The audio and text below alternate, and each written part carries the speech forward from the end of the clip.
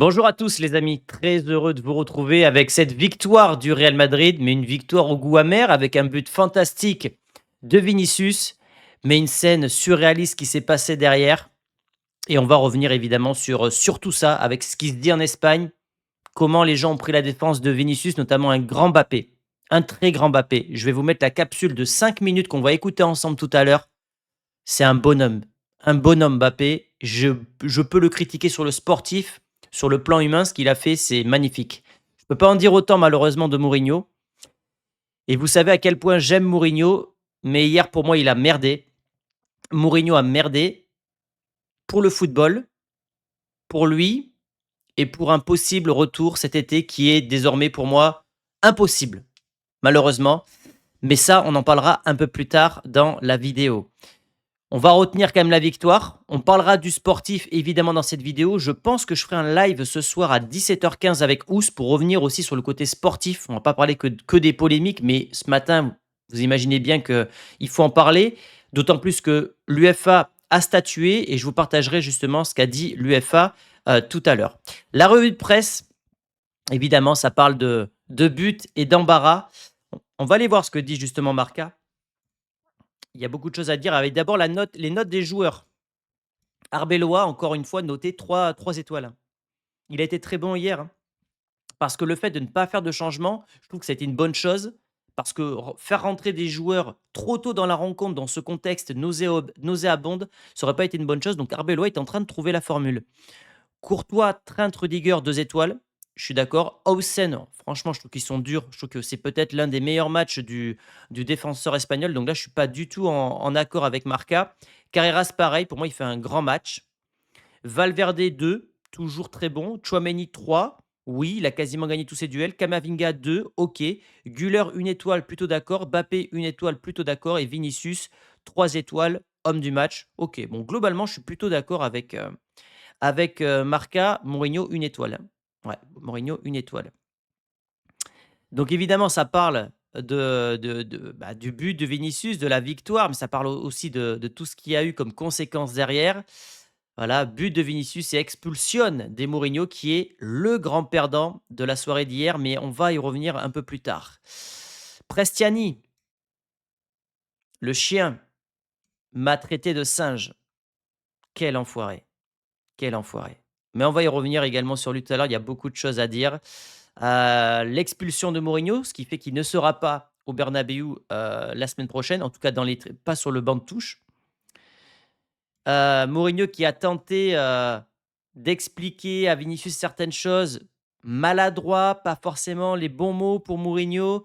Il a voulu défendre l'institution, mais je peux pas le défendre surtout et je trouve que hier, autant quand il dit que Benfica n'est pas un club raciste, je donne, je donne, raison à Mourinho, autant sur Vinicius, je ne suis pas du tout en accord avec malheureusement le coach portugais et donc du coup le Real qui frappe un grand coup à Lisbonne parce que là du coup le quart se profile contre, soit le Sporting, soit contre, Manchester City. Et ce soir, c'est au tour de l'Atlético de rencontrer le FC Bruges. Première question, peut-être que je suis folle ou naïve, mais je crois que le mode Champions est activé. On va commencer par parler de sportif et ouais, je me suis fait la même remarque hier. On a retrouvé un Real qu'on avait connu par le passé, sous Ancelotti, sous Zidane, un Real solide, un Real qui est dur à bouger, un Real discipliné, orgueilleux. Ouais, ça faisait longtemps qu'on n'avait pas vu un Real comme ça, faut pas s'enflammer parce qu'on n'est pas qualifié, mais on voit des progrès et je vois surtout qu'on est une équipe qui encaisse beaucoup moins d'actions qu'il y a de cela un mois. Arbeloa, on peut lui reprocher plein de choses, mais je trouve qu'il a réussi à remettre une solidité défensive à cette équipe-là où tout le monde défend, ou presque, puisque les deux de devant ne défendent pas forcément tout le temps. Mais ouais, parce que là, on a eu que 0,40 d'XG concédé hier contre Benfica, alors que lors du premier match, c'était 3 ou 3,50. Contre la Sociedad ce week-end, on n'a quasiment rien concédé. Et le match d'avant, pareil. Donc oui, on retrouve une solidité défensive et de toute façon, si on ne prend pas de but, on ne peut pas perdre des rencontres. Donc c'est quand même un point très important. Penses-tu qu'Arbeloa a trouvé la formule magique pour faire gagner la Ligue des Champions et la Liga? Alors, la Ligue des Champions, non. Pas forcément, même si je pense qu'en jouant à ce niveau-là, on va être dur à sortir quand même, si on continue d'être aussi sérieux, aussi discipliné, aussi rigoureux. aussi collectif. Mais pour moi, il y a encore des équipes qui sont devant, le PSG, Arsenal, Bayern, peut-être City. Mais pour la Liga, il y a un monde, ouais, parce que le Barça est en train de s'écrouler et le Real, mine de rien, c'est solide en Liga. C'est seulement 2 défaites, c'est 8 victoires consécutives. Donc la Liga, j'ai envie d'y croire de plus en plus, même si on aura des déplacements compliqués, à commencer par Osasuna ce week-end. Mais ouais, la Liga, j'y crois. La Ligue des Champions, on va attendre un petit peu, on va pas trop s'enflammer, les gars. J'ai retrouvé un Real en mode Ligue des Champions, souffrir, faire le dos rond, mettre des bangers par les stars. Bah déjà le but hier, je sais pas pour vous, mais je l'ai dit hier dans le débrief, ça ressemble à celui de Ronaldo au maillot gris. On a été solide défensivement, on a été très bon au milieu de terrain. Chouameni, Camavinga, Valverde, ça faisait très très très longtemps qu'on ne les avait pas vus tous ensemble à ce niveau-là. Et hier, honnêtement, il n'y a pas beaucoup de flops. Peut-être Arda, peut-être Bappé. Mis à part ça, j'ai l'impression que tous les joueurs ont répondu présent. Le gardien, la défense, le milieu, Vinicius.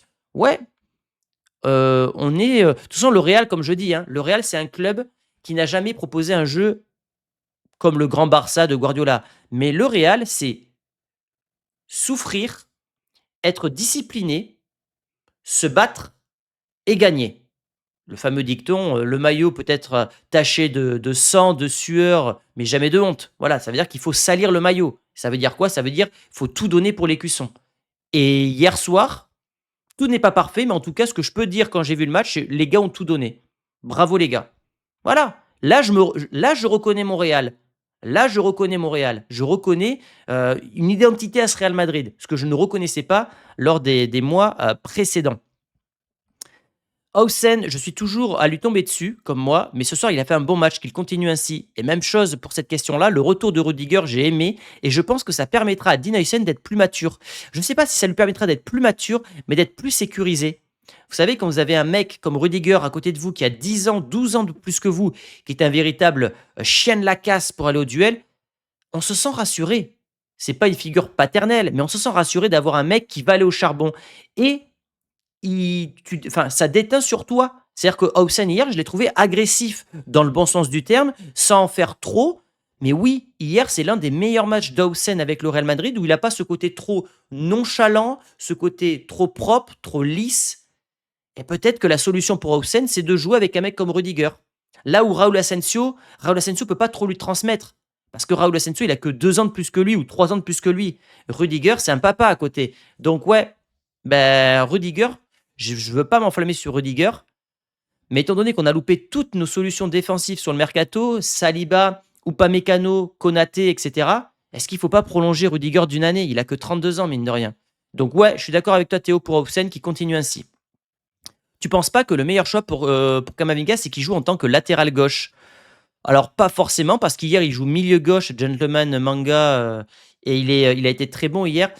Je pense que le meilleur poste aujourd'hui pour Kamavinga, c'est le couloir gauche, qu'il soit latéral au milieu. Dès lors qu'il est au milieu de terrain, dans l'axe, il a un peu plus de mal aujourd'hui. Et dans ce 4-4-2 à plat, on a 2 triangles offensifs qui se constituent. On a Valverde avec Trent et Mbappé. Et on a de l'autre côté Carreras, Camavinga, Vinicius. Et on a le parfait équilibre. Le parfait équilibre. Donc ouais, en tout cas Camavinga côté gauche, c'est un bon choix. Je vous rappelle les amis que pour regarder le match retour, vous pouvez utiliser mon lien NordVPN. Vous avez 4 mois offerts. Voilà, je vous le dis parce que j'ai reçu encore plein de messages sur Instagram. Avec NordVPN, vous pouvez vous connecter en Suisse et en Belgique. Vous avez le lien dans la description et ça vous permet de regarder la Ligue des Champions gratuitement et très facilement. Pourquoi ce putain d'Argentin, et on y arrive au dossier, termine le match? Pourquoi on ne lui met pas un bon rouge? Sachant qu'il avait déjà, et ça je l'ai appris ce matin puisque je ne le savais pas au moment du débrief, il avait déjà eu des propos très très borderline lors de la finale U20, la Coupe du Monde U20 contre le Marocain. Donc c'est pas la première fois. Et j'ai envie de vous dire, aujourd'hui on n'a pas la preuve formelle, factuelle qu'il a dit ça, même si plusieurs joueurs l'ont entendu, mais en tout cas à la caméra on ne peut pas faire le test labial. Et si quelqu'un se cache comme ça, c'est qu'il a quelque chose à se reprocher ou qu'il ne veut pas être entendu. On sait que des fois les joueurs ils se cachent pour des consignes en disant je vais faire ça, ça, ça, ça, ça, ok, ça veut rester secret. Mais là, quand il dit je lui ai dit brother, ce n'est pas vrai. Ce n'est pas vrai. Donc, présomption d'innocence. Maintenant, la présomption d'innocence, elle doit avoir des limites parce que à aucun moment je n'imagine Vinicius simuler une telle action tricher de la telle façon, sachant que Mbappé l'a entendu également. Donc, il aurait dû être exclu, je ne sais pas, mais en tout cas, Mourinho aurait dû le sortir, mais ça, on y reviendra juste après. Le public applaudit le joueur, c'est une honte. Le joueur doit être sanctionné. Alors, je ne défendrai pas le public de Benfica. Est-ce que le public est au courant de ce qui s'est passé réellement? Vous allez me dire, ouais, il y a la 5G. Je suis allé à Madrid, au Bernabéu, je ne captais rien dans le stade. Je ne suis jamais allé au stade de la Luz. Est-ce que les supporters captaient la 5G pour voir ce qui s'était réellement passé? Premièrement. Et si effectivement ils étaient au courant et qu'ils ont applaudi, là, ok, ce sont de beaux enfoirés. Mais pareil, on ne peut pas mettre tout le monde dans le même panier. On ne peut pas mettre tout le monde dans le même panier. Il ne faut pas faire de raccourcis faciles en disant Benfica est un club raciste, les Portugais sont des racistes, ou enfin, ce genre de trucs. On ne peut pas aller trop loin, les amis. Il faut être dur. L'UEFA, voilà, c'est ce que je vais vous partager. L'UEFA a ouvert un dossier euh, hop, sur ce qui s'est passé hier. Déclaration officielle de l'UEFA. Les comptes rendus officiels des matchs disputés hier soir sont en cours d'examen. Lorsqu'un problème est signalé, une procédure est ouverte. Si elle aboutit à des sanctions disciplinaires, celles-ci seront annoncées sur le site de l'UEFA. Nous n'avons aucune autre information à vous fournir, ni aucun autre commentaire à faire à ce sujet à ce stade. Voilà. Donc il y a une enquête qui est ouverte. On verra ce que ça va donner. Mais aujourd'hui, malheureusement, il faut laisser l'enquête. Je sais que c'est chiant, les amis, je suis d'accord avec vous, mais c'est comme ça. Pourquoi l'arbitre a donné un carton jaune à Vini? Ben justement, on va aller voir la vidéo, la fameuse vidéo. C'est celle-là.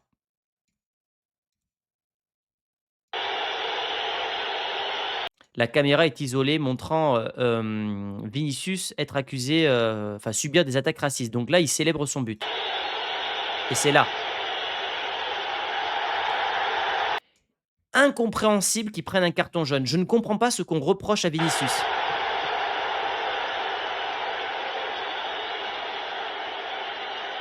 Je ne comprends pas. Parce que, et là je vais être très cash, là autant tout à l'heure j'étais un petit peu nuancé, là je vais être très cash, il a rien à se reprocher Vinicius hier. Il danse, très bien qu'il danse. Quand Ronaldinho dansait sur ses buts, prenez pas de carton jaune. Quand Neymar dansait, prenez pas de carton jaune. Alors pourquoi il y a un putain de, de complot contre Vinicius? Pourquoi dès lors qu'il fait quelque chose, ce gars-là doit être sanctionné?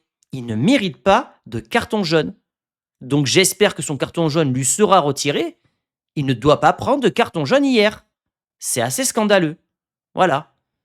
S'il n'y a pas de carton sur la célébration de Vini, le match aurait repris normalement. Mais sans doute, parce que Vini, c'était. En plus, tu as raison, Saïd. Tout par-delà, finalement. Parce que, ok, il danse. C'est un peu provocateur, mais ça fait pas de mal non plus. Je veux dire, il insulte pas les supporters adverses. Mais c'est le carton qui enflamme parce que Vinicius râle derrière à juste titre. Et c'est là où il y a le Prestiani, là, le gars qui vient et qui va insulter, dans la chronologie des faits, c'est là qu'il va insulter finalement Vinicius. Donc je suis d'accord avec toi, Saïd. Un avis sur les propos de Mourinho, je trouve qu'il a merdé dans ses propos. Alors, on va reprendre tous les propos de Mourinho, parce que moi, il y a des propos où je peux le défendre et des propos où je ne le défends absolument pas. Quand il dit que Benfica n'est pas un club raciste, je le défends, même si le CM de Benfica dit que à cette distance-là, les joueurs avec le bruit dans le stade ne peuvent pas entendre. On a l'impression qu'ils cherchent une défense à leurs joueurs. Néanmoins, il faut savoir, et Mourinho a raison en disant ça, le joueur le plus populaire à Benfica, c'est Eusebio, c'est la panthère noire qui vient du Mozambique. Et de toute façon, c'est pas parce qu'il y a un gros connard qui dit des saloperies qu'on doit englober tout le monde et faire des généralités. Je vous donne un exemple, ça n'existe pas dans ma famille, mais imaginez-vous que j'ai un cousin ou un oncle qui fait une saloperie, qui est un meurtrier ou qui fait des conneries avec des enfants, etc.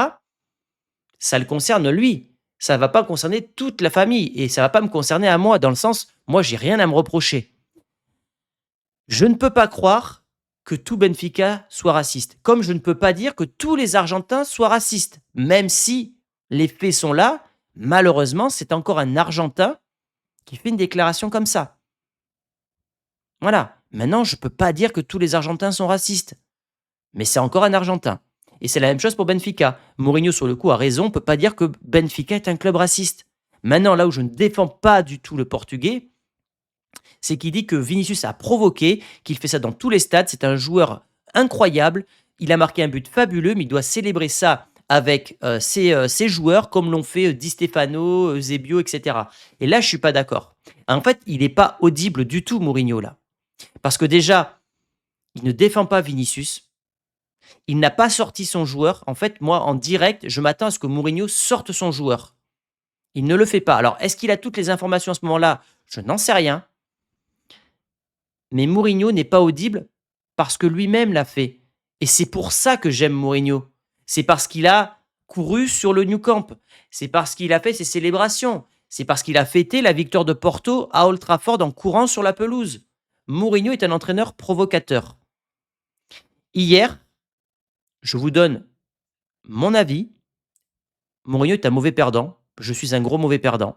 Et je pense qu'il a vu, quand il y a eu le but de Vinicius et tout ça, il s'est dit, c'est pas le scénario que je voulais, ma qualif s'envole. Mes rêves, peut-être, de revenir à Madrid s'envolent. Je pense qu'il a perdu la lucidité. Honnêtement, je pense qu'hier, il a fait une énorme connerie sur ses déclarations. Il n'a pas à dire ça, d'autant plus que lui est un personnage provocateur. Donc, il n'est pas audible de dire de telles choses. Et malheureusement, je pense que ça va lui coûter déjà son retour au Bernabéu la semaine prochaine, puisqu'on ne le verra pas. Il y aura peut-être pas même d'applaudissements envers Mourinho parce que les gens vont retenir ce qu'il a dit contre Vinicius. Ça me dérange. Et il ne reviendra pas à Madrid cet été parce que les gens diront, vous voyez, c'est quand même un entraîneur qui divise. Les joueurs ne voudront peut-être pas de lui par rapport à ses déclarations. Et surtout, actuellement, Arbeloa fait du bon boulot. Donc là où je pouvais être très confiant par rapport à un retour de Mourinho, il y a de ça une dizaine de jours. Aujourd'hui, pour moi, c'est mort dans l'œuf. C'est mort. Mourinho, pour moi, ne reviendra pas à Madrid. Voilà. Il s'est grillé et peut-être qu'il prendra le Portugal après la Coupe du Monde si ces derniers ne remportent pas la Coupe du Monde. Mais là, en tout cas, il s'est grillé la suite de sa carrière. Je voulais également vous partager ce que disait Daniel Riolo. On va regarder ce que dit Daniel Riolo. Il va dans le même sens que Mourinho. On est d'accord ou pas, mais C'est que oui, dans cette situation, il ne peut pas y avoir de mais. Vinicius est tout le temps impliqué dans des problèmes sur les terrains. C'est ce que dit Mourinho, en fait, entre parenthèses. Tout le temps. Mais on s'en fiche, Daniel. Je sais. Non, mais on s'en fiche. Alors qu'il puisse recevoir des fautes. Il devient une sorte de cible facile, en fait. Oui, non, mais il y a deux choses. Il y a deux choses. Qu'il puisse se prendre des cartons rouges, qu'il puisse même se prendre des fautes des défenseurs parce qu'il y a un jeu provocateur, parce qu'il est dans le trash talk. Oui. Mais par très juste ce que dit Gilbert Ruibois et très juste ce que dit l'intervenant espagnol Grolo qui est d'ailleurs très très bon. contre, se prendre des insultes racistes, les Argentins, peu importe ton attitude, c'est inacceptable. Dans un sens, on n'est pas sûr à 100% de ce qui est dit, on attend les preuves, les machins et ceci, cela, et puis toi t'arrives et tu dis les Argentins ils font tout ça. Non, ils font pas tout ça, mais c'est encore un Argentin. Mais il faut pas dire que ce sont tous les Argentins. Pas non plus, on va pas aller dans tous les sens. En revanche, ce qui est certain, avant les preuves et tout, c'est que Vinicius, à tous les coups, il est dans toutes les emmerdes sur tous les terrains du monde. Mais là, en fait, là où il déconne, pareil, Riolo, c'est que, ok, il est souvent dans des histoires, mais bordel, à Mestalla, il se fait siffler, il se fait traiter de singe, c'est pas sa faute. Hier soir, c'est la même chose, c'est pas sa faute. On va quand même pas dire que c'est la faute de Vinicius. C'est surtout que c'est une cible facile et qu'il y a une espèce de mode à faire du bashing sur Vinicius. Partout. Mais on s'en fiche, Daniel. Il n'y a pas d'autres joueurs qui subissent ce qu'il subit. Il n'y a aucun autre joueur dans le football mondial qui subit du racisme, Daniel. Si. Ça n'a aucun sens de dire ça. Non, attends. Comme Vinicius. Mais non, mais là, est-ce que là, Daniel. en l'occurrence, on est à 100% certain? Factuellement, on n'est pas 100% certain. Parce qu'on ne peut pas lire sur les lèvres. Donc, on fait confiance à Vinicius et à Mbappé. Maintenant, comme je l'ai dit tout à l'heure, il n'y a aucun monde où ces joueurs inventent de telles gravités. Donc, moi, je fais confiance à Vinicius et à Mbappé. Parce que Vinicius, il a maintenant cette image dans ce football mondial du gars un peu provocateur. Moi, est-ce que je te demande, moi, le Texier, ça a été mis dans le rapport, c'est certain, ou tu dis que peut-être le mec conteste d'avoir dit ceci ou cela? Ce sera dedans, c'est obligé. Mais c'est ce qu'on a vu. Bon, ça c'est pour Riolo et je ne suis pas forcément d'accord à ce qu'il a dit également. Les déclats de Mourinho après le match, c'est décevant, il a déçu beaucoup de Madrilènes. Merci Léonard. Je rappelle que Léonard m'a fait un tableau. Alors, vous ne pouvez pas le voir, je ne peux pas décaler la caméra, mais c'est lui qui m'a fait un tableau. Vous avez la photo sur Insta. Il a déçu beaucoup de Madrilènes, je comprends. Et c'est pour ça que je pense qu'il peut être sifflé finalement la semaine prochaine et qu'il ne reviendra pas à Madrid. Un homme avec qui je ne suis jamais d'accord, mais pour une fois je le suis, Wayne Rooney, la célébration. Et pourquoi il ne pourrait pas célébrer ses buts comme ça? On a vu ce genre de célébration devenir emblématique lors de Coupe du Monde. Pourquoi il n'aurait pas le droit? Exactement, Wayne. Combien de joueurs ont dansé comme ça? Mais c'est juste parce qu'il est noir et parce que c'est Vinicius et qu'il y a une mode à défoncer Vinicius. Je suis entièrement d'accord avec Wayne Rooney. Donc vous voyez les amis, aujourd'hui, il ne faut pas être trop extrême. Il faut être nuancé, mais il faut quand même avoir un avis sur Prestiani. Si c'est vrai, il doit être sanctionné, il doit être peut-être même suspendu de la Ligue des Champions, comme l'a dit Mbappé. On va revenir là-dessus. Mais oui, Vinicius doit continuer de célébrer. Et d'ailleurs, c'est Mbappé qui l'a dit sur son Insta. Continue de danser et surtout ne t'arrête jamais. Et il a raison. On va y revenir sur Mbappé. Emilien qui nous dit, et j'ai bien aimé sa question, et si c'était un bien pour un mal pour avoir plus de cohésion dans l'équipe? Vous savez, dans les moments difficiles, je prends l'exemple d'une famille qui peut être déchirée. Mais quand il arrive un drame dans une famille, généralement, ça soude ces derniers. Dans la tristesse, ils se soudent entre eux. Je pense que ce qui s'est passé hier, entre Arbeloa qui dit « Je sais que les fans de Madrid vont attendre Benfica à la maison », ben ça va resserrer les liens entre l'équipe et les supporters. Premièrement, on a un Valverde qui dit quand on se couvre la bouche avec sa chemise pour dire quelque chose, c'est évidemment pour dire quelque chose de vraiment moche. Et je suis d'accord avec lui. C'est pathétique et c'est vraiment très grave. Pareil, donc tous les joueurs vont prendre la défense de Vinicius. Et là où il pouvait y avoir des clans avant Mbappé ou Vinicius, on a l'impression que ça va faire plus qu'un. Mbappé, qui sait, j'ai cru qu'il allait enclencher l'Argentin hier. Tu es un putain de raciste. Tu es un putain de raciste. Il était très énervé. Moi, j'ai dit à un moment, il va lui foutre une droite. Hein. Et regardez ce qu'a dit Mbappé à la fin du match. C'est ça que je voulais vous montrer parce que c'est pour moi la déclat de la soirée. Elles viennent de Mbappé. Écoutez ça, les amis. Estamos en directo en el chiringuito. Cuida. Lo primero, déjame preguntarte por esa jugada de. C'est Edu Aguirre. ¿Cómo está Vinicius? ¿Qué le han dicho? ¿Qué sabes? Comment va Vinicius? Oh, yo sé todo. Je sais tout. Voy a explicar de nuevo porque tú no estabas. Voy a explicar todo lo que ha pasado. Je vais expliquer tout ce qui s'est passé par rapport à Vinicius. Se va a bailar, perdón. Il s'est mis à danser et les gens l'ont sifflé. Y después le pitan la gente. Son cosas que han pasado. Ça passe, c'est normal dans le foot. Que pase y pasará en el fútbol. Después hay un momento de tensión. Après, il y a eu un moment de tension avec les joueurs de Benfica. De tensión con los jugadores de Benfica, que es mejor si no se pasa, pero que se pueda pasar también, porque tú Mais ça peut se passer aussi, ça arrive. sabes, es la Champions, la mejor competición C'est la Champions, la meilleure compétition européenne. de fútbol del mundo y de clubes, o al final De normal clubs. que la gente quiere ganar, la gente quiere dar lo mejor para su afición, para su club, defender sus colores. Y después hay el número 25 de Benfica, no quiero decir su nombre, no lo merece, Et il y a le numéro 25, je ne dirai pas son nom, il ne le mérite pas, que empieza a hablar mal. También no se acepta, pero ha pasado en el fútbol y pasará. qu'il a mal parlé, mais bon, encore une fois, ça passe parfois dans le football. Mais il a dit à 5 reprises « mono ». Pero después ha metido su camiseta aquí para decir que viniese un mono 5 veces. Yo lo escucho. Yo lo escucho, ça veut dire je l'ai entendu. Hay jugadores que lo han escuchado de Benfica también. Et il y a des joueurs de Benfica qui l'ont entendu aussi.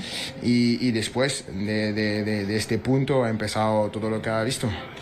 Et après, il s'est passé ce que vous avez vu. Por eso que hay que explicar tranquilo, pero yo no quiero hablar de manera general, Je ne veux pas parler de manière générale, et c'est là où il est très bon. como lo ha dicho, porque yo he venido en Portugal muchas veces. Yo he tenido la suerte de tener muchos compañeros, muchos amigos Il dit j'ai eu la chance de venir beaucoup de fois au Portugal, j'ai beaucoup d'amis portugais. de Portugal, nunca me ha pasado nada. Y Y jamais en de este problème. tipo de cosas es importante de hablar de manera muy clara y de Et ce genre de choses, il faut être très clair. no hablar en general, porque hay Et personas pas que parler no de han hecho manière nada. générale. Y en el estadio yo pienso que hay 70.000 personas que han hecho nada, Et il y a 60 000 personnes qui n'ont rien entendu. que únicamente querían apoyar a su equipo.